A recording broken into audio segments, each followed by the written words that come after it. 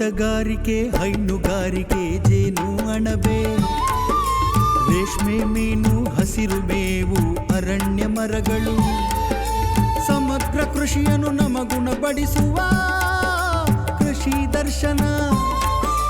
ಕೃಷಿ ದರ್ಶನ, ಕೃಷಿ ದರ್ಶನ, ಓಹೋ ಕೃಷಿ ದರ್ಶನ.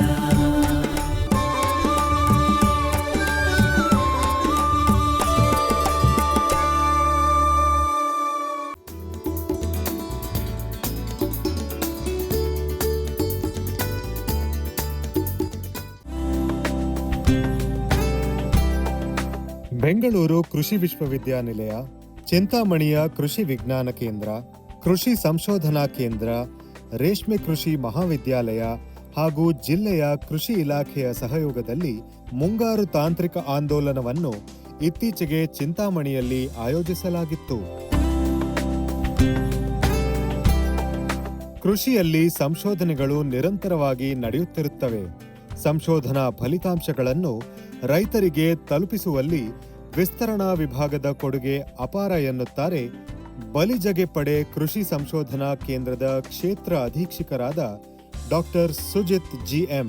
ಬೋಧನೆ ಅಂದ್ರೆ ಇಲ್ಲಿ ಯಾವ ವಿದ್ಯಾರ್ಥಿಗಳೆಲ್ಲರೂ ಸಹ ಕೃಷಿಯಲ್ಲಿ ಪರಿಣಿತರಾಗಲು ಅದು ತುಂಬಾ ಸಹಾಯವನ್ನು ಮಾಡ್ತದೆ.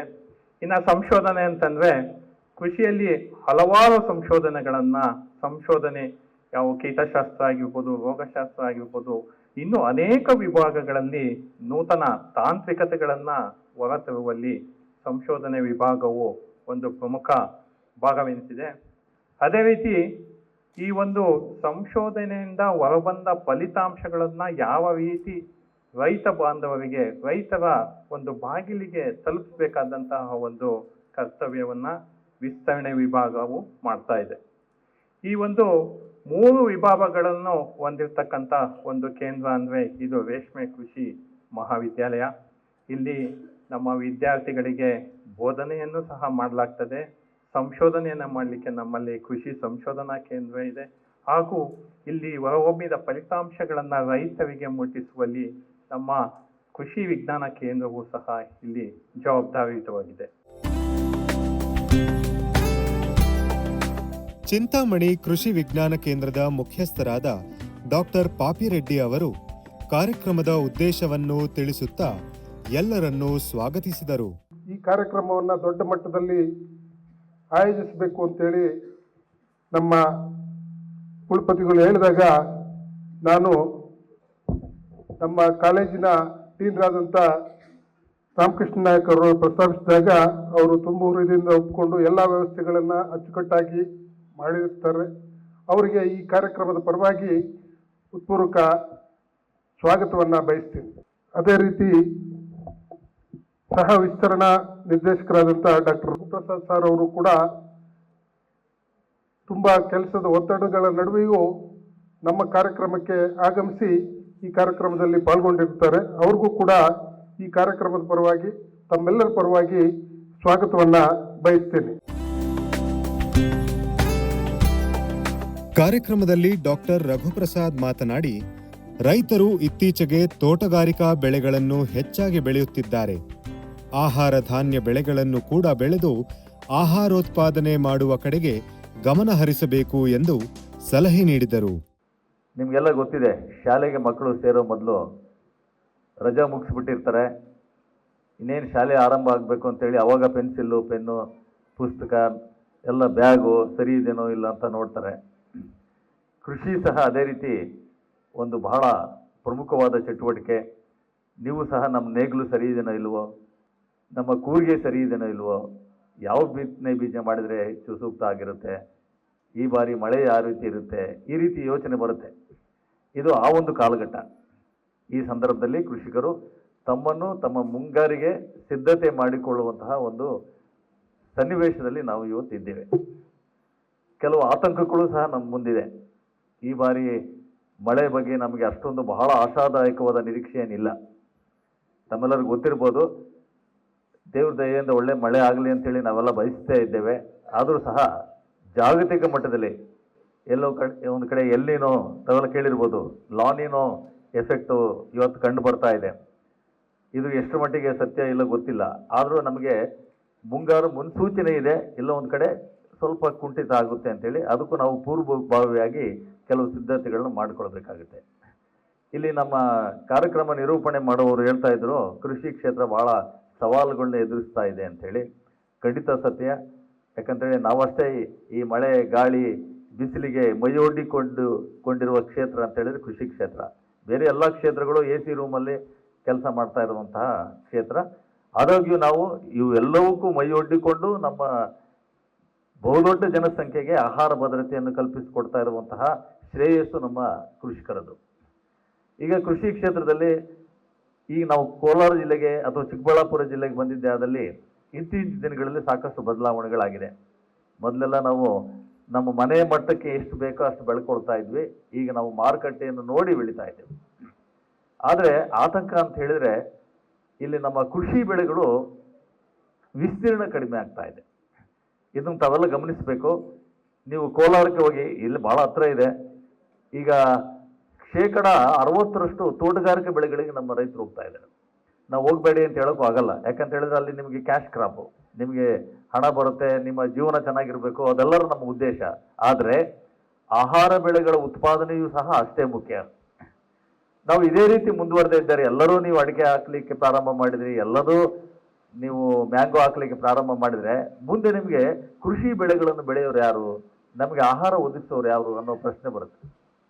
ಹಾಗಾಗಿ ನೀವು ಎಲ್ಲ ಒಂದು ಕಡೆ ಸ್ವಲ್ಪ ಕ್ಷೇತ್ರದಲ್ಲಾದರೂ ನಾವು ಕೃಷಿ ಬೆಳೆಗಳನ್ನು ಬೆಳಿಲೇಬೇಕು ಅನ್ನೋ ಒಂದು ಮನಸ್ಥಿತಿಗೆ ನಾವೆಲ್ಲ ಬರಬೇಕು.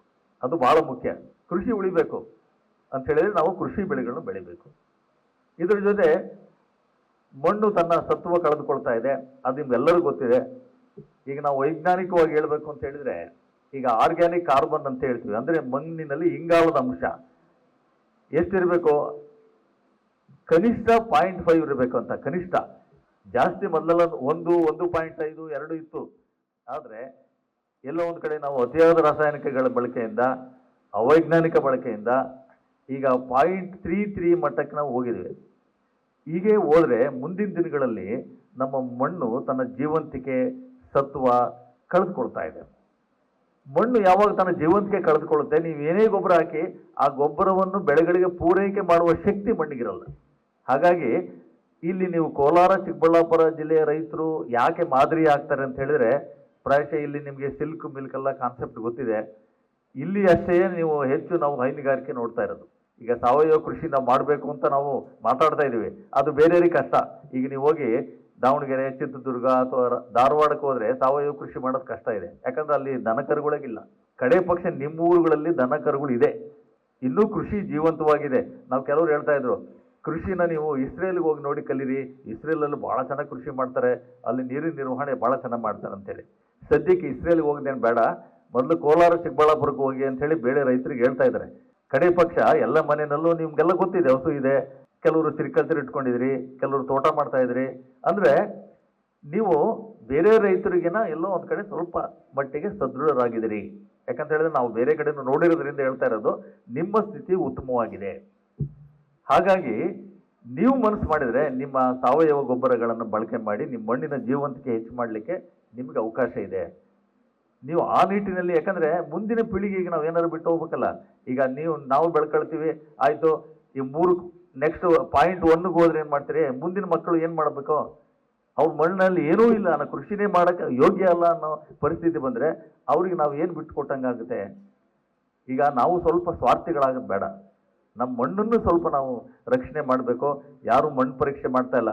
ಯಾಕೆ ನಾ ಇಷ್ಟೆಲ್ಲ ಹೇಳ್ತಾ ಇದ್ದೀನಿ ಅಂದರೆ, ಕೃಷಿಯನ್ನು ನಾವು ಎಲ್ಲೋ ಒಂದು ಕಡೆ ಈ ವೈಜ್ಞಾನಿಕ ತಳಹದಿಯಲ್ಲಿ ಮಾಡ್ತಾ ಇಲ್ಲ. ಏನೋ ಮಾಡ್ತಾ ಇದ್ವಿ, ನಡೀತಾ ಇದೆ, ಹೋಗ್ತಾ ಇದೆ. ಹಿಂಗೆ ಆಗಬಾರ್ದು. ಕೃಷಿನೂ ನಾವು ವೈಜ್ಞಾನಿಕವಾಗಿ ಮಾಡಬೇಕು. ಕೃಷಿ ಇನ್ನೂ ಹೆಚ್ಚು ಸದೃಢ ಆಗಬೇಕು. ಆಹಾರೋತ್ಪಾದನೆಯಲ್ಲಿ ರೈತರ ಕೊಡುಗೆ ಅಪಾರ. ಆಹಾರ ಉತ್ಪಾದನೆಯ ಭರದಲ್ಲಿ ರೈತ ಮಣ್ಣಿನ ಆರೋಗ್ಯದ ಕಡೆಗೆ ಗಮನ ಹರಿಸುವುದು ಕೂಡ ಅಷ್ಟೇ ಮುಖ್ಯ. ಇಂತಹ ಕಾರ್ಯಕ್ರಮಗಳು ರೈತರಿಗೆ ಮಣ್ಣು ಆರೋಗ್ಯದ ಕಡೆಗೆ ಗಮನ ಹರಿಸಲು ಸಹಕರಿಸುತ್ತವೆ ಎನ್ನುತ್ತಾರೆ ಡೀನ್ ಡಾಕ್ಟರ್ ರಾಮಕೃಷ್ಣ ನಾಯಕ್. ನಮ್ಮ ಭಾರತ ದೇಶ ಆಹಾರ ಉತ್ಪಾದನೆಯಲ್ಲಿ ಈಗ ಸಾಕಷ್ಟು ಸಾಧನೆಯನ್ನು ಮಾಡಿದೆ. ಇದರಲ್ಲಿ ನಿಮ್ಮ ಪಾಲು ಬಹಳ ಇದೆ. ಈಗಾಗಲೇ ಹೇಳಿದಂತೆ ನಮ್ಮ ವಿಶ್ವವಿದ್ಯಾನಿಲಯವು ಸಾಕಷ್ಟು ತಳಿಗಳನ್ನು ಅಭಿವೃದ್ಧಿಪಡಿಸ್ಬೋದು, ತಾಂತ್ರಿಕತೆಗಳನ್ನು ಅಭಿವೃದ್ಧಿಪಡಿಸ್ಬೋದು, ಜೊತೆಗೆ ಶಿಫಾರಸುಗಳನ್ನು ಮಾಡಿರ್ತದೆ. ಅಂಥ ಒಂದು ಶಿಫಾರಸುಗಳನ್ನು ನೀವು ಕೈಗೊಂಡು ಈ ಆಹಾರ ಉತ್ಪಾದನೆಯಲ್ಲಿ ಕೈ ಜೋಡಿಸಿರ್ತೀರ. ಆದರೆ ಹೇಗೆ ಏನಾಗುತ್ತೆ ಅಂದರೆ ಇತ್ತೀಚಿನ ದಿನಗಳಲ್ಲಿ ನಿಮಗೆಲ್ಲ ಗೊತ್ತಿದ್ದಂಗೆ ಇದು ಹವಾಮಾನ ವೈಪರೀತ್ಯ ಕಂಡು ಬಂದಿದೆ. ಕೃಷಿಯಲ್ಲಿ ಸಾಕಷ್ಟು ಏರುಪೇರುಗಳಾಗಿದ್ದಾವೆ. ಇಂಥ ಒಂದು ಹವಾಮಾನ ವೈಪರೀತ್ಯ ಇರುವಂಥ ಕಂಡೀಷನ್ನಲ್ಲಿ ಅಥವಾ ಒಂದು ಪರಿಸ್ಥಿತಿಯಲ್ಲಿ ನಾವು ಏನೇನು ಮಾಡ್ಬೋದು ಅಥವಾ ಯಾಕೆ ಈ ಥರ ಆಗಿದೆ ಅದನ್ನು ಸರಿಪಡಿಸಲಿಕ್ಕೆ ಏನೇನು ಮಾಡ್ಕೋಬೋದು ಅನ್ನೋಕ್ಕೆ ಈ ಥರದ ಒಂದು ಕಾರ್ಯಕ್ರಮಗಳು ಬಹಳ ಮುಖ್ಯ ಅಂತ ನನ್ನ ಒಂದು ಭಾವನೆ. ಇತ್ತೀಚಿನ ದಿನಗಳಲ್ಲಿ ನಾವೇನಾಗ್ತೇವೆ, ಈಗ ವಿಶ್ವವಿದ್ಯಾನಿಲಯ ಆಗಿರ್ಬೋದು ಅಥವಾ ಇತರ ಇಲಾಖೆಗಳಾಗಿರ್ಬೋದು ಒಂದು ಶಿಫಾರಸು ಮಾಡಿರ್ತದೆ. ಇಂಥ ಬೆಳೆಗೆ ಇಷ್ಟು ಗೊಬ್ಬರ ಬಳಸಬೇಕು ಅಥವಾ ಇಷ್ಟು ರಾಸಾಯನಿಕಗಳನ್ನು ಬಳಸಬೇಕು, ಈ ಥರ ಬಳಸಬೇಕು ಅಂತ. ಆದರೆ ನಮ್ಮಲ್ಲಿ ಏನಾಗಿದೆ, ಈಗ ಕೃಷಿ ಮಾಡುವಾಗ ಆಗಿರ್ಬೋದು, ಬೇರೆ ರೀತಿಯ ಕಾರ್ಯಕ್ರಮ ಮಾಡುವಾಗ ಆಗಿರ್ಬೋದು, ಒಂಥರ ಆತರ ಜಾಸ್ತಿ ಅಥವಾ ಒಂಥರ ಆಸೆ ಜಾಸ್ತಿ. ಮಣ್ಣಿಗೆ ಬೇಕಾದಷ್ಟು ಬಳಸೋದು ಬಿಟ್ಟು ಅಥವಾ ಮಣ್ಣು ಪರೀಕ್ಷೆ ಮಾಡಿ ಮಣ್ಣಿಗೆ ಏನು ಬೇಕು ಅದನ್ನು ಹಾಕೋದು ಬಿಟ್ಟು ನಮ್ಮ ಇಷ್ಟ ಬಂದಂಗೆ ಅಥವಾ ನಮ್ಮ ಅಂಗಡಿಯ ಯಜಮಾನ ಹೇಳ್ದಂಗೆ ನಾವು ಬಳಸುವಂಥ ಒಂದು ಪರಿಸ್ಥಿತಿ ಅಲ್ಲಲ್ಲಿ ಕಂಡು ಬರ್ತಾ ಇದೆ. ಬಹಳಷ್ಟು ರೈತರು ಶಿಫಾರಸು ಮಾಡಿದ್ರೆ ನಮ್ಮ ಬಳಸ್ತಾ ಇದ್ದಾರೆ. ಬಟ್ ಆದ್ರೂ ಒಂದೊಂದು ಕಡೆಗೆ ನಮ್ಗೆ ಏನು ಅನಿಸ್ತಾ ಇದೆ ಅಂತಂದ್ರೆ, ಆ ಒಂದು ಶಿಫಾರಸು ಮಾಡಿದ ಒಂದು ತಾಂತ್ರಿಕತೆಯನ್ನು ನಾವು ಸರಿಯಾಗಿ ಬಳಸ್ತಿಲ್ವೇನೋ ಅಂತ ಒಂದು ಅರಿವು ಮೂಡ್ತಾ ಇದೆ. ಅದಕ್ಕೋಸ್ಕರನೇ ಈಗ ನಾವು ಬಹಳಷ್ಟು ಕೇಳ್ಬೋದು, ಮುಖ್ಯವಾಗಿ ಗೊಬ್ಬರ ಬಳಕೆ ಆಗಿರ್ಬೋದು, ರಾಸಾಯನಿಕಗಳ ಬಳಕೆ ಆಗಿರ್ಬೋದು. ಇತ್ತೀಚಿನ ದಿನಗಳಲ್ಲಿ ರಾಸಾಯನಿಕ ಬಳಕೆಯಿಂದ ಏನೇನು ಅವಾಂತರಗಳಾಗಿದ್ದಾವೆ ಅನ್ನೋದು ನಮಗೆಲ್ಲ ಗೊತ್ತು. ಅದರಲ್ಲಿ ನೀವು ಮುಖ್ಯವಾಗಿ ಈಗ ನೋಡ್ಬೋದು, ರೇಷ್ಮೆ ಕೃಷಿಕರು ಯಾರಾಗಿದ್ದರೆ ಅವರಿಗೆ ಒಂದು ಮುಖ್ಯವಾಗಿ ಕಂಡುಬರುವಂಥ ಒಂದು ಸಮಸ್ಯೆ ಅಂತಂದರೆ ರೇಷ್ಮೆ ಹುಳು ಗೂಡು ಕಟ್ಟದೇ ಇರುವಂಥ ಒಂದು ಸಮಸ್ಯೆ. 5ನೇ ಹಂತ ಮುಗಿದು 6-7 ದಿನಗಳಲ್ಲಿ ಗೂಡು ಕಟ್ಟುವಂಥ ಒಂದು ರೇಷ್ಮೆ ಹುಳು 10 ದಿನ, 12 ದಿನ, 14 ದಿನ ಆದರೂ ಗೂಡು ಕಟ್ಟದೇ ಇರುವಂಥ ಒಂದು ಸಮಸ್ಯೆ ಕಾಣ್ತಾ ಇದೆ. ಇದು ಯಾಕಪ್ಪ ಅಂತಂದರೆ ನಮ್ಮ ಒಂದು ನಾವು ಸರಿಯಾಗಿ ರಾಸಾಯನಿಕವನ್ನು ಬಳಸದೇ ಇದ್ದಾಗ ಈ ರೀತಿಯ ಒಂದು ಸಮಸ್ಯೆ ಕಂಡು ಬಂದಿದೆ. ಇದೇ ರೀತಿಯಾಗಿ ಬೇರೆ ಬೇರೆ ರೀತಿಯ ಬೆಳೆಗಳಲ್ಲಿ ನಾವು ಸಮಸ್ಯೆಗಳನ್ನು ಕಾಣ್ತಾ ಇದ್ದೀವಿ. ಇದಕ್ಕೆಲ್ಲ ಯಾರು ಹೊಣೆ? ನಾವೇ ಹೊಣೆ ಆಗಿರ್ತೀವಿ ಅಲ್ವಾ? ಇದನ್ನು ನಾವು ಅರಿತುಕೊಂಡು ಕೃಷಿಯನ್ನು ಚೆನ್ನಾಗಿ ಮಾಡಿದ್ರೆ ಸಾಕಷ್ಟು ಸುಧಾರಣೆಗಳು ಸಾಧ್ಯ ಅಂತ ನಾನು ಹೇಳಲಿಕ್ಕೆ ಇಚ್ಛೆ ಪಡ್ತೀನಿ. ಈಗಾಗಲೇ ನಮ್ಮ ಮುಖ್ಯಮಂತ್ರಿಗಳು ಹೇಳ್ತಾ ಇದ್ರು, ಕೃಷಿಕರನ್ನು ನೋಡಲಿಕ್ಕೆ ಅಥವಾ ಕೃಷಿ ವೈಜ್ಞಾನಿಕತೆಯನ್ನು ನೋಡಲಿಕ್ಕೆ ನಾವು ಇಸ್ರೇಲ್ಗೆ ಹೋಗಬೇಕಾಗಿಲ್ಲ, ನಾವು ಕೋಲಾರ ಚಿಕ್ಕಬಳ್ಳಾಪುರ ಜಿಲ್ಲೆಗೆ ಬಂದರೆ ಸಾಕು ಅಂತ. ಹೌದು, ಚಿಕ್ಕಬಳ್ಳಾಪುರ ಕೋಲಾರ ರೈತರು ತಾವು ಕೈಗೊಳ್ಳುತ್ತಾ ಇರುವಂಥ ಒಂದು ಕೃಷಿ ಆಗಿರ್ಬೋದು ಅಥವಾ ಸಮಗ್ರ ಕೃಷಿ ಪದ್ಧತಿ ಆಗಿರ್ಬೋದು, ಇದು ನಾವು ಬೇರೆ ಕಡೆ ಕಾಣಲಿಕ್ಕೆ ಬಹಳ ಕಡಿಮೆ ಕಾಣ್ತೀವಿ. ಇಲ್ಲಿ ಬಹಳಷ್ಟು ರೈತರು ಇದನ್ನು ಅನುಕರಣೆ ಮಾಡ್ತಾ ಇದ್ದಾರೆ, ಅದನ್ನು ಅನುಸರಿಸ್ತಾ ಇದ್ದಾರೆ. ಅದರಲ್ಲೂ ಮುಖ್ಯವಾಗಿ ಚಿಕ್ಕಬಳ್ಳಾಪುರ ಕೋಲಾರ ಜಿಲ್ಲೆಯಲ್ಲಿ ನೀರು ಸಿಗದಿರುವಂಥ ಒಂದು ಪ್ರದೇಶ ಇದು. ಇರೋ ನೀರನ್ನು ಮಿತವಾಗಿ ಬಳಸ್ಕೊಂಡು ಯಾವ ರೀತಿಯ ಬೆಳೆಗಳನ್ನು ಬೆಳಿಬಹುದು ಅನ್ನೋದಕ್ಕೆ ನೀವು ಒಂದು ಸ್ಪಷ್ಟ ಉದಾಹರಣೆ. ಬೇರೆ ಕಡೆಗೆ ನಿಮ್ಗೆ ನೋಡಿದಾಗ ನಿಮಗೆ ನೀರು ಇದ್ದಲ್ಲಿ ಬೆಳೆಯೋದು ಬೇರೆ, ನೀವು ಬೋರ್ವೆಲ್ ಹಾಕ್ಬಿಟ್ಟು ಇರೋ ನೀರನ್ನು ಸದ್ಬಳಕೆ ಮಾಡ್ಕೊಂಡು ಬೆಳೆಯುವಂಥ ಒಂದು ಉದಾಹರಣೆ ಸಾಕಷ್ಟು ಜನರಿಗೆ ಮೆಚ್ಚುಗೆ ನೀಡುವಂಥ ಒಂದು ಉದಾಹರಣೆ. ಇಂಥ ಒಂದು ಸಂದರ್ಭದಲ್ಲಿ ಇನ್ನೂ ಚೆನ್ನಾಗಿ ಮಾಡಬೇಕು, ಕೃಷಿಯನ್ನ ಒಂದು ಉತ್ತಮ ರೀತಿಯಲ್ಲಿ ವೈಜ್ಞಾನಿಕತೆಯಿಂದ ಮಾಡಬೇಕು ಅನ್ನೋದಕ್ಕೆ ನಮ್ಮ ಒಂದು ಈ ಆಂದೋಲನ ಒಂದು ಸಹಕಾರಿ ಅಂತ ನಾನು ಹೇಳಲಿಕ್ಕೆ ಇಚ್ಛೆ ಪಡ್ತೀನಿ. ಇಲ್ಲಿ ಸಮಗ್ರ ಬೇಸಾಯ ಪದ್ಧತಿ ಆಗಿರ್ಬೋದು ಅಥವಾ ಬೇರೆ ಬೇರೆ ರೀತಿಯ ಕೃಷಿ ವಿಶ್ವವಿದ್ಯಾನಿಲಯದಿಂದ ಬಂದಂಥ ವಿವಿಧ ಶಿಫಾರಸುಗಳಾಗಿರ್ಬೋದು, ತಳಿಗಳ ಭಾಗ, ಇದರ ಬಗ್ಗೆ ಚರ್ಚೆ ಮಾಡ್ತಾರೆ.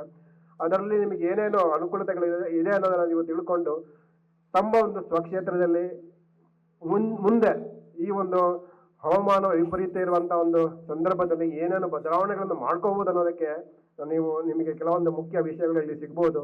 ಅದರಂತೆ ನೀವು ತಮ್ಮ ಕೃಷಿಯಲ್ಲಿ ಬದಲಾವಣೆಗಳು ಮಾಡಿಕೊಂಡ್ರೆ ನಮ್ಮ ಒಂದು ಕೃಷಿಯನ್ನ ಅಥವಾ ನಮ್ಮ ಕೃಷಿ ಭೂಮಿನ ನಾವು ಬಳಸೋದ್ರ ಜೊತೆಗೆ, ಈಗ ನಾವು ಕೃಷಿ ಮಾಡ್ತಾ ಇರುವಂಥ ಒಂದು ಪರಿಸ್ಥಿತಿ ನೋಡಿದರೆ ಈ ಮಣ್ಣು ನಮಗೋಸ್ಕರ ಅಷ್ಟೇ ಇರ್ತದೆ, ನಮ್ಮ ಒಂದು ಮಕ್ಕಳು ಮೊಮ್ಮಕ್ಕಳಿಗೆ ಆ ಮಣ್ಣು ಒಂದು ಒಳ್ಳೆಯ ಮಣ್ಣಾಗಿ ಉಳಿದಿರಲ್ಲ. ಅಂತ ಒಂದು ಪರಿಸ್ಥಿತಿಯಲ್ಲಿ ಯಾವ ರೀತಿಯಾಗಿ ನಾವು ಮಾಡ್ಕೋಬಹುದು ಅದರ ಬಗ್ಗೆ ಒಂದು ಸ್ವಲ್ಪ ಗಮನ ಹರಿಸಿ ಮುಂದಿನ ಒಂದು ಪೀಳಿಗೆಗೂ ನಾವು ನಮ್ಮ ಪರಿಸರ ಆಗಿರ್ಬೋದು, ನಮ್ಮ ಮಣ್ಣನ್ನು ಆಗಿರ್ಬೋದು ಅದನ್ನ ಉಳಿಸ್ಕೊಂಡು ಹೋಗೋಣ ಅನ್ನೋ ಒಂದು ದಿಟ್ಟಿನಲ್ಲಿ ಇಂಥ ಒಂದು ಕಾರ್ಯಕ್ರಮಗಳು ನಮ್ಮ ರೈತ ಬಾಂಧವರಿಗೆ ಸಹಕಾರಿ ಅಂತ ಹೇಳ್ತಾ, ಇವತ್ತಿನ ಈ ಕಾರ್ಯಕ್ರಮದಲ್ಲಿ ಇನ್ನೂ ತಾಂತ್ರಿಕ ಅಧಿವೇಶನಗಳು ನಡೆಯಲಿಕ್ಕಿದೆ. ಬೆಳೆಗಳಲ್ಲಿ ರೋಗ ಕೀಟಗಳ ಉಲ್ಬಣ ಕುರಿತು ಹಾಗೂ ಗೊಣ್ಣೆ ಹುಳು, ಗೆದ್ದಲು ಹುಳುಗಳ ನಿಯಂತ್ರಣದ ಕುರಿತು ಕೀಟ ತಜ್ಞರಾದ ಶ್ರೀನಿವಾಸ್ ರೆಡ್ಡಿ ಹೀಗೆನ್ನುತ್ತಾರೆ. ಮೊದಲನೇದಾಗಿ ಈಗಾಗಲೇ ಮುಂಗಾರು ಶುರುವಾಗಿದೆ. ಈ ಮುಂಗಾರು ಶುರುವಾಗಕ್ಕಿಂತ ಮುಂಚೆ ಕೆಲವೊಂದು ಕೀಟಗಳು ಈಗ ಹೆಚ್ಚಾಗ್ತಾ ಇದ್ದಾವೆ. ಅದರಲ್ಲಿ ಮುಖ್ಯವಾಗಿ ಬರ್ತಕ್ಕಂಥದ್ದು ಈ ಗೊಣ್ಣೆ ಹುಳ ಅಥವಾ ಬೇರ್ ತಿಂತಕ್ಕಂಥ ಹುಳುಗಳು ಅಂತೇಳಿ. ಸೊ ಇವು ಸಾಮಾನ್ಯವಾಗಿ ನಮ್ಮ ಬೆಳೆಗಳಿಗೆ ಹೆಚ್ಚಾಗಿ ಬಾಧಿಸ್ತವೆ. ಸೊ ನೀವು ನೋಡ್ಬೋದು ಈ ನೆಲಗಡಲೆಯಲ್ಲಿ ಈ ಸಣ್ಣ ಗಿಡಗಳು ಇರಬೇಕಾದ್ರೆ ಈ ಗೊಣ್ಣೆ ಹುಳುಗಳು ಹೆಚ್ಚಾಗಿ ಹಾನಿಯನ್ನ ಉಂಟು ಮಾಡ್ತವೆ. ಸೊ ಇವು ಎಲ್ಲಿಂದ ಬರ್ತಾವೆ ಅಂದ್ರೆ, ನಾವು ತಿಪ್ಪೆಗೂಡಿಂದ ಗೊಬ್ಬರ ಹಾಕ್ಬೇಕಾದ್ರೆ ಆ ಗೊಬ್ಬರ ಮುಖಾಂತರ ಬಂದು ನಮ್ಮ ಬೆಳೆಗಳನ್ನ ನಾಶಪಡಿಸ್ತವೆ. ಸೊ ಸಾಮಾನ್ಯವಾಗಿ ನಮ್ಮ ಬೆಳೆಗಳ ಬೇರುಗಳು ಈ ರೀತಿ ಇರ್ತವೆ. ಈ ಗೊಣ್ಣೆ ಹುಳ ಏನಾದರೂ ಆಕ್ರಮಣ ಮಾಡಿದ್ರೆ ಈ ರೀತಿ ಬೇರುಗಳೆಲ್ಲ ಹಾಳಾಗಿ ಬೆಳೆ ಇಳುವರಿ ಕಮ್ಮಿ ಆಗ್ತದೆ. ಸಾಮಾನ್ಯವಾಗಿ ಇದರ ಜೀವನ ಚಕ್ರ ನೋಡೋದಾದ್ರೆ, ಇವು ಸಾಮಾನ್ಯವಾಗಿ ಈಗ ಮೇ ಅಥವಾ ಜೂನ್ ತಿಂಗಳಲ್ಲಿ ಭೂಮಿಯಿಂದ ಹೊರಗೆ ಬರ್ತವೆ. ಸೊ ಸಾಯಂಕಾಲ 7 ಗಂಟೆ ಹೊತ್ತಿಗೆ ಆಚೆ ಬಂದು ಈ ಕೆಲವೊಂದು ಆಯ್ದ ಮರಗಳಲ್ಲಿ ಕೂತ್ಕೋತವೆ. ಉದಾಹರಣೆಗೆ ಬೇವಿನ ಮರ ಆಗಿರ್ಬೋದು, ಹುಣಸೆ ಮರ ಆಗಿರ್ಬೋದು, ಸೀಬೆ ಮರ ಆಗಿರ್ಬೋದು, ಅಥವಾ ನುಗ್ಗೆ ಮರ ಆಗಿರ್ಬೋದು. ಸೊ ಈ ಮರಗಳ ಮೇಲೆ ಕೂತ್ಕೊಂಡು ಆ ಮರಗಳ ಎಲೆಗಳೆಲ್ಲ ತಿಂದಾಕ್ತವೆ. ಆಮೇಲೆ ಬೆಳಗಾಗುವಷ್ಟರಲ್ಲಿ ಅವು ಮತ್ತೆ ಭೂಮಿ ಒಳಗಡೆ ಹೋಗಿ ಮೊಟ್ಟೆಗಳನ್ನ ಇಡೋದಕ್ಕೆ ಶುರು ಮಾಡ್ತವೆ. ಸೊ ಇವುಗಳನ್ನ ಹತೋಟಿ ಮಾಡ್ಬೇಕಾದ್ರೆ ಒಂದು ರಾತ್ರಿ ಸುಮಾರು ಒಂದು 10,000 20,000 ದುಂಬಿಗಳು ಈ ಮರಗಳ ಮೇಲೆ ಕೂತ್ಕೋತವೆ. ಆ ಒಂದು ರಾತ್ರಿ ನಾವು ಈ ಔಷಧಿಗಳನ್ನು ಸಿಂಪಡಣೆ ಮಾಡಿದ್ರೆ ಇದನ್ನ ಹತೋಟಿ ಮಾಡ್ಕೋಬಹುದು. ಸೊ ಇದನ್ನ ಹತೋಟಿ ಮಾಡ್ಕೊಳ್ಳೋಕೆ ನಮ್ಮಲ್ಲಿ ಇಮ್ಡಾಕ್ಲೋಪ್ರಿಡ್ ಅಂತಿದೆ, ಕ್ಲೋರೋಪೈರಿಫಾಸ್ ಅಂತಿದೆ, ಫಿಪ್ರೋನಿಲ್ ಅಂತಿದೆ. ಸೊ ಯಾವುದೇ ಕೀಟನಾಶಕಗಳನ್ನ ಈ ಪ್ರಮಾಣದಲ್ಲಿ ಸಿಂಪಡಣೆ ಮಾಡಿದಾದ್ರೆ ಈ ಗೊಣ್ಣೆ ಹುಳುಗಳನ್ನ ನಾವು ಹತೋಟಿ ಮಾಡ್ಕೋಬಹುದು. ಇನ್ನು ಎರಡನೇದಾಗಿ ಮುಖ್ಯದಾಗಿ ಈ ಗೆದ್ದಲು ಅಂತ ಹೇಳ್ಬಿಟ್ಟು. ಸೊ ಈ ಗೆದ್ದಲು ನೀವು ನೋಡಿರ್ಬೋದು, ಇದು ರಾಣಿ ಗೆದ್ದಲು ಅಂತ ಹೇಳ್ಬಿಟ್ಟು ಇದು ಒಂದು ದಿವಸಕ್ಕೆ ಬೇಕಾದ್ರೆ ಒಂದು 2,000 ಮೊಟ್ಟೆ ಇಡುತ್ತೆ. ಅಂದ್ರೆ ಒಂದು ದಿವಸಕ್ಕೆ 2,000 ಗೆದ್ದಲು ಹೊರಗೆ ಬರ್ತವೆ. ಸೊ ಈ ಗೆದ್ದಲು ನಮ್ಮ ಬೆಳೆಗಳನ್ನು ಸಹ ಇವು ನಾಶ ಪಡ್ತವೆ. ಅಂದ್ರೆ ನಿಂತಿರ್ತಕ್ಕಂಥ ಬೆಳೆಗಳಲ್ಲಿ ನಮ್ಮ ಬೆಳೆಗಳನ್ನು ನಾಶ ಪಡಿಸ್ತವೆ, ಅಥವಾ ನಮ್ಮ ಮನೆಗಳಲ್ಲಿ ಕಿಟಕಿ ಬಾಗಿಲನ್ನ ನಾಶ ಪಡಿಸ್ತವೆ. ಸೊ ಈ ರೀತಿ ಗೆದ್ದಲುಗಳು ಅನೇಕ ರೀತಿಯಲ್ಲಿ ನಮ್ಮ ಬೆಳೆಗಳನ್ನ ನಾಶ ಪಡಿಸ್ತವೆ. ಡಾಕ್ಟರ್ ವೆಂಕಟಚಲಪತಿ ಅವರು ಅನಾವೃಷ್ಟಿಯ ಸಂದರ್ಭದಲ್ಲಿ ರೈತರು ಬೆಳೆ ಪರಿವರ್ತನೆ ಮಾಡುವುದು ಮತ್ತು ಅಲ್ಪಾವಧಿ ಬೆಳೆಗಳನ್ನು ಬೆಳೆಯುವ ಮಹತ್ವದ ಕುರಿತು ರೈತರಿಗೆ ಸಲಹೆ ನೀಡಿದರು. ಇನ್ನ ಒಂದು ವೇಳೆ ಅಲ್ಪಾವಧಿ ತಳಿಗಳು ಆಗೋಯ್ತು ಸರ್, ಆಗಸ್ಟ್ 5ರವರೆಗೂ ನೀವು ಅಲ್ಪಾವಧಿಗಳ ತಳಿಯನ್ನ ಬೆಳ್ಕೋಬಹುದು. ಆಗಸ್ಟ್ 5 ಆದ್ಮೇಲೆ ಮತ್ತೆ ಏನ್ ಮಾಡ್ಬೇಕು ಸರ್ ಅಂತಂದ್ರೆ, ಖಂಡಿತವಾಗಿ ನೀವು ಬೆಳೆ ಪರಿವರ್ತನೆ ಮಾಡಬೇಕಾಗುತ್ತೆ. ಯಾವ ತರ ಅಂದ್ರೆ 120 ದಿವಸ ಇರುವ ತಳಿಗಳವರೆಗೂ ನೀವು 15ರವರೆಗೂ ಬೆಳ್ಕೋಬಹುದು. ಅದಾದ್ಮೇಲೆ ಈ ಅವಧಿಯನ್ನ ಕಮ್ಮಿ ಆಗಿರಬೇಕು ಅಂತ ಬೆಳೆಗಳನ್ನ ಬೆಳ್ಕೋಬೇಕಾಗುತ್ತೆ. ಅಂತ ಬೆಳೆಗಳು ಯಾವ ಅಂತ ನಿಮ್ಗೆ ಗೊತ್ತು. ಹೆಬ್ಬಾಳ ಅವರೇ ಬೆಳ್ಕೋಬಹುದು, ಅಲಸಂದಿ ಬೆಳ್ಕೋಬಹುದು, ಮತ್ತೆ ಹೆಸರು ಕಾಳು ಬೆಳ್ಕೋಬಹುದು, ಸಿರಿಧಾನ್ಯಗಳು ಬೆಳ್ಕೋಬಹುದು, ಮತ್ತೆ ಹುರುಳಿಕಾಳು ಬೆಳ್ಕೋಬಹುದು. ಇಂಥವನ್ನ ಬೆಳಿಬೇಕಾಗುತ್ತೆ. ಬಟ್ ಇಲ್ಲಿ ಗಮನದಲ್ಲಿ ಕೇಳಿ, ಇಂಥ ಬೆಳೆಗಳನ್ನ ಬೆಳೆಯುವಾಗ ನಾವು ಅತಿ ಖರ್ಚು ಜಾಸ್ತಿ ಇಡಬಾರ್ದು. ಯಾಕಂದ್ರೆ ಲಾಭ ಬರೋದು ಕಮ್ಮಿ ಆಗಿರುತ್ತೆ.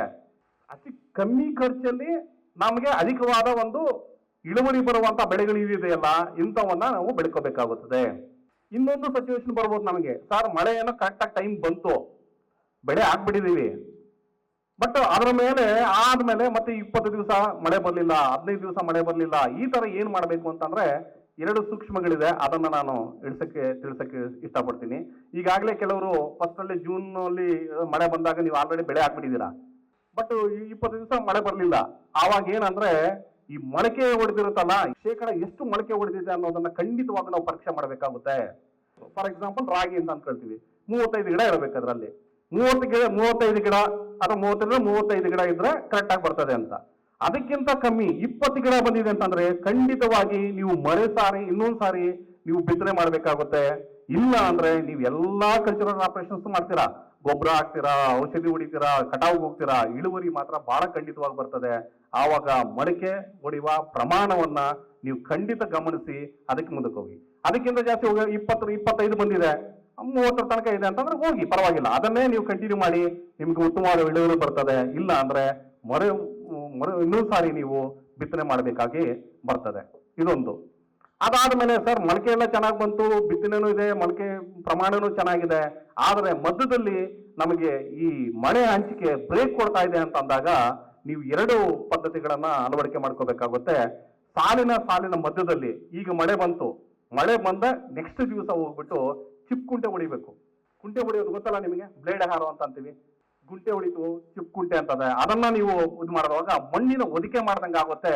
ಆ ಮಣ್ಣಿನ ಒದಿಕೆ ಮಾಡೋದಕ್ಕೆ ಈ ತೇವಾಂಶವನ್ನು ಹಿಡ್ಕೊಳ್ಳುವ ಶಕ್ತಿಯನ್ನ ನೀವು ವೃದ್ಧಿಸ್ತಾ ಇದ್ರ. ಅದರ ಜೊತೆಗೆ ಈ ಕಳೆಗಳೆಲ್ಲ ನಾಶ ಆಗಿರೋದ್ರಿಂದ ಈ ಮಣ್ಣನ್ನ ಹಂಗೆ ಒದ್ಕೊಂಡು ಒದಿಕೆ ಆಗಿರೋದ್ರಿಂದ 5ರಿಂದ ಒಂದು 6 ದಿವಸ ಈ ಬೆಳೆಗೆ ಬೇಕಾಗದ ಒಂದು ತೇವಾಂಶವನ್ನ ಒದಗಿಸಬಹುದು. ಇದೊಂದು ಮಾಡಬಹುದು. ಇಲ್ಲ ಸರ್, ಆಲ್ರೆಡಿ ಬೆಳೆ ಸ್ವಲ್ಪ ಕುಂಠಿತವಾಗಿದೆ ಈ ಮಳೆ ಇದಾಗಿರೋದ್ರಿಂದ ಅಂತ ಅಂದಾಗ, ಮಳೆ ಬಂದ ನೆಕ್ಸ್ಟ್ ದಿವಸ 2% ಯೂರಿಯಾ ಅಷ್ಟು ನೀವು ಮಿಶ್ರಣ ಮಾಡಿಬಿಟ್ಟು ಒಂದು ಸ್ಪ್ರೇ ಕೊಡೋದ್ರಿಂದ ಈ ಕುಂಠಿತವಾಗಿದೆ, ಅದಕ್ಕೆ ನಾವು ಇನ್ನು ಮೇಲೆ ನಾವು ಈ ಸಾವಯವ ಗೊಬ್ಬರಗಳನ್ನು ನಾವು ಬಳಕೆ ಮಾಡಬೇಕಾಗುತ್ತೆ. ಉತ್ತಮ ಬೆಳೆ ಬೆಳೆಯಬೇಕಾದರೆ ರೈತರು ಪೋಷಕಾಂಶಗಳ ಕಡೆ ಗಮನ ಕೊಡಬೇಕು. ಪ್ರಧಾನ ಪೋಷಕಾಂಶಗಳು ಅಷ್ಟೇ ಅಲ್ಲದೆ ಲಘು ಪೋಷಕಾಂಶಗಳ ಕಡೆಗೂ ಗಮನ ಹರಿಸಬೇಕು. ಮಣ್ಣು ಪರೀಕ್ಷೆಯ ಆಧಾರದ ಮೇಲೆ ಕೊರತೆ ಇರುವ ಶಿಫಾರಿತ ಪೋಷಕಾಂಶಗಳನ್ನು ಒದಗಿಸಬೇಕು ಎನ್ನುತ್ತಾರೆ ಡಾಕ್ಟರ್ ನವೀನ್. ಇದರ ಮೂಲ ಉದ್ದೇಶ ನಿಮ್ಗಾಗಲೇ ಗೊತ್ತಿರಬಹುದು. ಈ ಮುಂಗಾರು ಮಳೆಯಲ್ಲಿ ಏನೇನು ನಾವು ಮಣ್ಣಿನ ಫಲವತ್ತತೆ ಬಗ್ಗೆ ಯಾವ ರೀತಿ ನಾವು ಕ್ರಮ ಕೈಗೊಳ್ಳಬೇಕು ಅನ್ನೋದನ್ನು ನಿಮಗೆ ತಿಳಿಸ್ಕೊಡ್ತಾ ಇದ್ದೀವಿ. ಸೊ ನಮ್ಮ ಕೋಲಾರ ಚಿಕ್ಕಬಳ್ಳಾಪುರ ಜಿಲ್ಲೆಯಲ್ಲಿ ನಾವು 2017ರಿಂದ ನಮ್ಮ ರೇಷ್ಮೆ ಕೃಷಿ ಕಾಲೇಜಿನಲ್ಲಿ ನಾವು ಮಣ್ಣು ಪರೀಕ್ಷೆ ಕೇಂದ್ರನ ನಾವು ಮಾಡ್ತಾಯಿದ್ದೀವಿ. ಸೊ 8 ವರ್ಷದಲ್ಲಿ ಅನಾಲಿಸಿಸ್ ನೋಡೋದಾದರೆ ನಮ್ಮ ಕೋಲಾರ ಚಿಕ್ಕಬಳ್ಳಾಪುರ ಜಿಲ್ಲೆಯಲ್ಲಿ ಒಟ್ಟು 8 ಪೋಷಕಾಂಶಗಳ ಕೊರತೆ ಇದೆ. ಅಂದರೆ 17 ಪೋಷಕಾಂಶಗಳು ಗಿಡಕ್ಕೆ ಬೇಕು, ಅದರಲ್ಲಿ 8 ಪೋಷಕಾಂಶಗಳ ಕೊರತೆ ನಾವು ಸಾಕಷ್ಟು ಕಂಡು ಬರ್ತಾ ಇದೆ. ಸೊ ರೈತರು 3 ಪೋಷಕಾಂಶಗಳ ಬಗ್ಗೆ ಮಾತ್ರ ನೀವು ಕಾನ್ಸಂಟ್ರೇಟ್ ಮಾಡ್ತಾ ಇದ್ದೀರಾ. ಅಂದರೆ ನೀವು ಆಗ್ತಾ ಇರೋದು ಗೊಬ್ಬರ 3 ಗೊಬ್ಬರ, ಸಾರಜನಕ, ರಂಜಕ, ಪೊಟ್ಯಾಶ್ ಬಿಟ್ಟರೆ ಬೇರೆ ಪೋಷಕಾಂಶಗಳ ಬಗ್ಗೆ ನಾವು ಜಾಸ್ತಿ ತಲೆ ಕೆಡಿಸ್ಕೊಂಡಿಲ್ಲ. ಸೊ ಈ ಒಂದು ನಿಟ್ಟಿನಲ್ಲಿ ಯಾವಾಗ ಒಂದು ಪೋಷಕಾಂಶಗಳ ಅಸಮತೋಲನ ಜಾಸ್ತಿ ಆಗ್ತಾ ಬಂತು, ನೀವು ಇಳುವರಿ ಕಮ್ಮಿ ಆಗ್ತಾ ಬರುತ್ತೆ. ಸೊ ಒಂದು ಗಾದೆ ಹೇಳ್ತೀನಿ, ಊಟ ಬಲ್ಲವನಿಗೆ ರೋಗವಿಲ್ಲ, ಮಾತು ಬಲ್ಲವನಿಗೆ ಏನು ಅರ್ಥ ಇದು? ಚೆನ್ನಾಗಿ ಊಟ ಮಾಡ್ಕೊಂಡಿದ್ರೆ ಯಾವ ರೋಗನೂ ಬರಲ್ಲ, ಚೆನ್ನಾಗಿ ಮಾತಾಡೋನಿದ್ರೆ ಜಗಳನೇ ಆಡಲ್ಲ ಅಂತ. ಸೊ ಅದೇ ರೀತಿ ಒಂದು ಗಿಡಕ್ಕೆ ಬೇಕಾಗುವ 17 ಪೋಷಕಾಂಶ ನಾವು ಕೊಟ್ಟಾಗ ಅಲ್ಲಿ ನಮ್ಗೆ ಯಾವ ರೀತಿಯ ರೋಗ ರುಜಿನಗಳು, ಕೀಟ ಬಾಧೆ ಕಡಿಮೆ ಆಗ್ತಾ ಬರುತ್ತೆ. ಸೊ ಒಂದೊಂದು ಪೋಷಕಾಂಶಗಳ ಪಾತ್ರ ಒಂದೊಂದು ಥರ ಇರುತ್ತೆ. ಸೊ ಆದ್ದರಿಂದ ನಾವು ರೈತರು ಏನು ಮಾಡ್ತೀವಿ, ಅತಿ ಸಬ್ಸಿಡಿಯಲ್ಲಿ ಸಿಗುವಂಥ ಗೊಬ್ಬರ ಅಂತಂದರೆ ಯೂರಿಯಾ. ಸೊ ಯೂರಿಯಾನಾಗೆ ನಮಗೆ 1 kgಗೆ ನಮ್ಮ ಸರ್ಕಾರದವರು 48 ರೂಪಾಯಿ ಕೊಡ್ತಾ ಇದ್ದಾರೆ. ಸೊ ಸಾಕಷ್ಟು ಬಳಸ್ತಾ ಇದ್ದೀವಿ. ಅದೇ ನಾವು ರಂಜಕ ಗೊಬ್ಬರಕ್ಕಾದರೆ ಕೇವಲ 2.5 ರೂಪಾಯಿ ಕೊಡ್ತಾರೆ. ಅದೇ ಪೊಟ್ಯಾಶ್ಗಾದರೆ 48 ಪೈಸೆ ಕೊಡ್ತಾರೆ 1 kg ಗೊಬ್ಬರಕ್ಕೆ. ಸೊ ಪೊಟ್ಯಾಶ್ ರೇಟ್ ಜಾಸ್ತಿ, ಫಾಸ್ಫರಸ್ ರೇಟ್ ಜಾಸ್ತಿ ಅಂದ್ಬಿಟ್ಟು ಬರೀ ಯೂರಿಯಾ ಕಡೆ ಒಲವದಾಗ ಆ ಗಿಡದಲ್ಲಿ ಪೋಷಕಾಂಶಗಳ ಪ್ರಮಾಣ ಕಡಿಮೆ ಆಗ್ತಾ ಬರುತ್ತೆ. ಜೊತೆಗೆ ಒಂದೊಂದೇ ಪೋಷಕಾಂಶಗಳ ಒಂದು ಕೊರತೆ ಲಕ್ಷಣ ಕಂಡುಬರುತ್ತೆ. ಸೊ ಹೆಂಗೆ ನೀವು ಕಂಡುಹಿಡಬೇಕು ಅಂತಂದರೆ, ನೀವು ಒಂದು ಜಮೀನಿಗೆ ಹೋದಾಗ ನಿಮ್ಮ ಬೆಳೆ ನೋಡ್ತೀರಾ. ಸೊ ಬೆಳೆ ನೋಡಿದಾಗ ಅದು ರೋಗ ಬಂದಿದೆ ಅಂತ ಹೆಂಗೆ ಹೇಳ್ತೀರಾ ನೀವು? ಅಥವಾ ಗಿಡದಲ್ಲಿ ಕೀಟ ಬಂದಿದೆ ಹೆಂಗೆ ಹೇಳ್ತೀರಾ? ಅದರಲ್ಲಿ ಪೋಷಕಾಂಶ ಕೊರತೆ ಇದೆ ಹೆಂಗೆ ಗೊತ್ತಾಗುತ್ತೆ ನಿಮಗೆ? ಅದಕ್ಕೋಸ್ಕರ ಬೆಳೆನ ಕ್ಲೀನಾಗಿ ಅಬ್ಸರ್ವ್ ಮಾಡಿ. ಸೊ ಅಬ್ಸರ್ವ್ ಮಾಡಿದಾಗ ಎಲೆನಲ್ಲಿ ಅದೇನಾದರೂ ಹಳದಿ ಬಣ್ಣ ಬಂದಿದೆಯಾ, ನೇರಳೆ ಬಣ್ಣ ಬಂದಿದೆಯಾ, ಅಥವಾ ಬೇರೆ ಥರ ಏನಾದರೂ ಚೇಂಜ್ ಆಗಿದೆಯಾ, ಹಸಿರು ಬಣ್ಣ ಬಿಟ್ಟು ಅದನ್ನು ನೀವು ನೋಡ್ಕೊಂಡಾಗ ಅಲ್ಲಿ ನಿಜವಾದ ಕೀಟ ಇದೆಯಾ, ರೋಗ ಇದೆಯಾ, ಅಥವಾ ಮಳೆ ಬರ್ದಿಲ್ಲೇ ಈ ಥರ ಆಗಿದೆಯಾ ಅಂತ ನೀವು ಕಂಡಿಡಿದಾದ್ಮೇಲೆ ನೀವು ಅದಕ್ಕೆ ಶಿಫಾರಸ್ ಪ್ರಮಾಣದ ರಸಗೊಬ್ಬರ ಆಗಿರ್ಬೋದು, ಕೀಟನಾಶಕ ಆಗಿರ್ಬೋದು, ಅಥವಾ ರೋಗ ನಿರೋಧಕ ಒಂದು ಔಷಧಿಗಳನ್ನು ಕೊಡಬೇಕಾಗುತ್ತೆ. ಸೊ ಸಾಕಷ್ಟು ರೈತರು ಇಲ್ಲಿ ಮಿಸ್ಟೇಕ್ ಮಾಡ್ತಾ ಇದ್ದಾರೆ. ಏನಂತಂದರೆ ಅದು ರೋಗನ, ಅದು ಒಂದು ಪೋಷಕಾಂಶ ಕೊರತೆನ, ಅಥವಾ ಒಂದು ಮಳೆ ಕೊರತೆ ಆದಾಗ ಬರುವಂಥ ಲಕ್ಷಣಗಳ ಇದನ್ನು ನಾವು ಐಡೆಂಟಿಫಿಕೇಶನ್ ಮಾಡಿದ್ರೆ ನಿಮ್ಮಲ್ಲಿ ಅರ್ಧಕ್ಕರ್ಧ ಖರ್ಚು ಕಡಿಮೆ ಮಾಡ್ಬೋದು. ಸೊ ಎರಡನೇದು ಏನಾಗ್ತದೆ ಅಂದರೆ ಸಾವಯವ ಇಂಗಾಲ ಅಂತ ಹೇಳ್ತಿದ್ದಾರೆ. ಎಲ್ಲರೂ ಹೇಳ್ತಾರೆ ತುಂಬ ಕಡಿಮೆ ಇದೆ, ತುಂಬ ಕಡಿಮೆ ಇದೆ ಅಂತ ಹೇಳ್ತಾರೆ. ಆದರೆ ನಾನು ಒಂದು ಅನಾಲಿಸಿಸ್ ಪ್ರಕಾರ 2017ರಿಂದ 2026ವರೆಗೆ ನಾವು ನೋಡಿದಾಗ ನಮ್ಮ ಕೋಲಾರ ಚಿಕ್ಕಬಳ್ಳಾಪುರ ಜಿಲ್ಲೆಯಲ್ಲಿ ಸಾಕಷ್ಟು ಪ್ರಮಾಣದ ವೃದ್ಧಿ ಆಗಿದೆ, ಜಾಸ್ತಿ ಆಗಿದೆ. ಸೊ ಕೆಲವು ಜಮೀನಲ್ಲಿ 2% ತನಕ ನಾವು ಕಾರ್ಬನ್ ನೋಡಿದ್ದೀನಿ, ಕೆಲವು ಜಮೀನಿನಲ್ಲಿ 0.1% ತನಕ ನೋಡಿದ್ದೀನಿ. ಸೊ ಯಾಕೆ ಈ ವೇರಿಯೇಷನ್ ಆಯ್ತು ಅಂತ ನಮ್ಮ ಹತ್ರ ರೈತರು ನಾವು ಕೇಳಿದಾಗ ಕೆಲವರು ಹೇಳ್ತಾರೆ, ನಾವು ಕೊಟ್ಟಿಗೆ ಗೊಬ್ಬರ ಆಂಧ್ರದಿಂದ ತರಿಸ್ತಾ ಇದ್ದೀವಿ ಸರ್, ಕೋಳಿ ಗೊಬ್ಬರ ಹೊಡಿಸ್ತಾ ಇದ್ದೀನಿ ಸರ್, ಕೆಲವು ನಾವು ಉಳಿಕೆಗಳನ್ನ ಹಾಕ್ತಾ ಇದ್ದೀವಿ ಸರ್ ಅಂತ ಹೇಳ್ತಾರೆ. ಸೊ ಅದೇ ನಾವು ಕಡಿಮೆ ಇರೋದ್ರ ನೋಡಿದಾಗ ಏನಾಗುತ್ತೆ ಅಂತಂದರೆ, ಅವರು ಈ ರಾಗಿ ಕೊಯ್ಯೋಕ್ಕೆ ಮಿಷಿನ್ ಬಂದಿದೆ ಈಗ. ಸೊ ಮಿಷಿನ್ ಬಂದಿರೋ ಬುಡದ ತನಕ ನೀವು ಕಟ್ ಮಾಡಲ್ಲ, ನೋಡಿದ್ದೀರಾ? ಸೊ ಅರ್ಧ ಅಡಿ ಅಥವಾ ಮುಕ್ಕಾಲು ಅಡಿ ಮೇಲೆ ನಾವು ಕಟ್ ಮಾಡಿರ್ತಾರೆ, ಆ ಹುಲ್ಲನ್ನ ಯಾರು ತಗೊಂಡೋಗಿರಲ್ಲ. ಅದು ಭೂಮಿಗೆ ಸೇರಿಸಿದಾಗ ಅದು ಕೂಡ ಸಾವಯವ ಗೊಬ್ಬರವಾಗಿ ಕನ್ವರ್ಟ್ ಆಗಿರುತ್ತೆ. ಅದು ಇಲ್ಲಿ ಒಂದು ಮಿಸ್ಟೇಕ್ ಆಗಿರುತ್ತೆ, ಏನಂತಂದರೆ ಆ ಸಾವಯವ ಇಂಗಾಲ ಕೊಳಿಬೇಕು ಅಂತಂದರೆ ಸೂಕ್ಷ್ಮ ಜೀವಿಗಳು ಇರಬೇಕು. ನಾವೇನು ಮಾಡ್ತೀವಿ, ಸಾಕಷ್ಟು ಪ್ರಮಾಣದಲ್ಲಿ ಕೀಟನಾಶಕಗಳು ಮತ್ತು ರೋಗನಾಶಕಗಳು ಭೂಮಿಗೆ ಸೇರಿಸಿದಾಗ ಆ ಒಂದು ಬ್ಯಾಕ್ಟೀರಿಯಾ, ಫಂಗೈ ಅವೆಲ್ಲ ಸತ್ತೋದಾಗ ಅದೇನಾಗುತ್ತೆ, ಸಾವಯವ ಗೊಬ್ಬರ ಇದ್ದಿದ್ದು ಆಗೋದಿಲ್ಲ. ಸೊ ಇಂಗಾಲ ಜಾಸ್ತಿ ಇದೆ, ಸಾರಜನಕ ಕಮ್ಮಿ ಆದಾಗ ಏನಾಯಿತು, ಅದು ಕೊಳೆದಲ್ಲೇ ಆ ಒಂದು ಪೋಷಕಾಂಶನ ಗಿಡಕ್ಕೆ ಬಿಡುದಲೆ ಆಗುತ್ತೆ. ಸೊ ಈ ಎರಡು ನಿಟ್ಟಿನಲ್ಲಿ ನಮ್ಮ ಕೋಲಾರ ಚಿಕ್ಕಬಳ್ಳಾಪುರ ಜಿಲ್ಲೆ ರೈತರು ಸಾಕಷ್ಟು ಪ್ರಮಾಣದಲ್ಲಿ ಮಣ್ಣು ಪರೀಕ್ಷೆ ಮಾಡಿಸಿ ನಮ್ಮ ಒಂದು ರೇಷ್ಮೆ ಕೃಷಿ ಮಹಾವಿದ್ಯಾಲಯದಲ್ಲಿ ಲಘು ಪೋಷಕಾಂಶ ಮಾಡುವಂತಹ ಒಂದು ಸೌಲಭ್ಯ ಕೂಡ ಇದೆ. ಸಾಕಷ್ಟು ಜನ ಮಾಡಿಸ್ಕೊಂಡು ಹೋಗ್ತಾ ಇದ್ದಾರೆ. ವರ್ಷಕ್ಕೆ ನಾವು 2,000 ರಿಂದ 3,000 ಜನ ಬರ್ತಾ ಇದ್ದಾರೆ.